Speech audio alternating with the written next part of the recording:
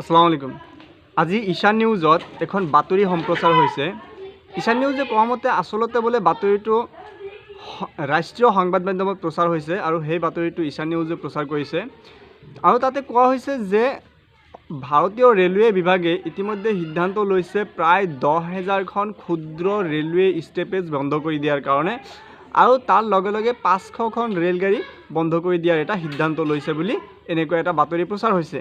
আচলতে ঘটনাটো কিমান দূৰ সঁচা বা কিমান দূৰ মিছা নাজানো, কিন্তু যদি আচলতে ঘটনাটো সঁচা, আচলতে যদি ৰেলৱে বিভাগে এনেকুৱা ধৰণৰ সিদ্ধান্ত লৈছে ব্যয় কমোৱাৰ স্বাৰ্থত, ব্যয় সংকোচন কৰাৰ স্বাৰ্থত যদি এনেকুৱা সিদ্ধান্ত লৈছে, এই সিদ্ধান্ত মুঠেই গ্ৰহণযোগ্য নহয়।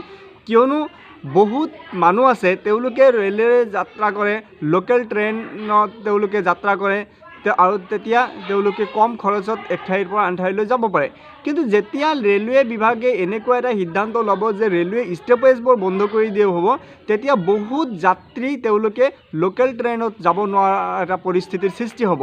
আৰু লোকেল ট্ৰেইনত যেতিয়া তেওঁলোকে যাবলৈ নোৱাৰিব, তেতিয়া তেওঁলোকে বাছ বা বেলেগ বাছত বা বেলেগ কিবা প্ৰকাৰে তেওঁলোকে অত্যাধিক পইচা ভৰি, অত্যাধিক ভাড়া ভৰি তেওঁলোকে এক ঠাইৰ পৰা আন ঠাইত যাতায়াত কৰিব লাগিব।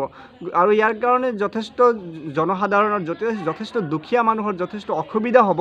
সেইকাৰণে আমি ভাৰত চৰকাৰক আহ্বান জনাওঁ যে ৰেলৱে বিভাগৰ এই সিদ্ধান্ত কোনো পধ্যেই গ্ৰহণযোগ্য নহয়। গতিকে চৰকাৰে এই সিদ্ধান্তটো বাতিল কৰি যিকোনো প্ৰকাৰে এই ৰেলৱে ষ্টপেজবোৰ বন্ধ কৰাৰ পৰা বিৰত থাকিব লাগে, আৰু এই ৰেলবোৰ বন্ধ হোৱাৰ পৰা বিৰত থাকিব লাগে। ধন্যবাদ।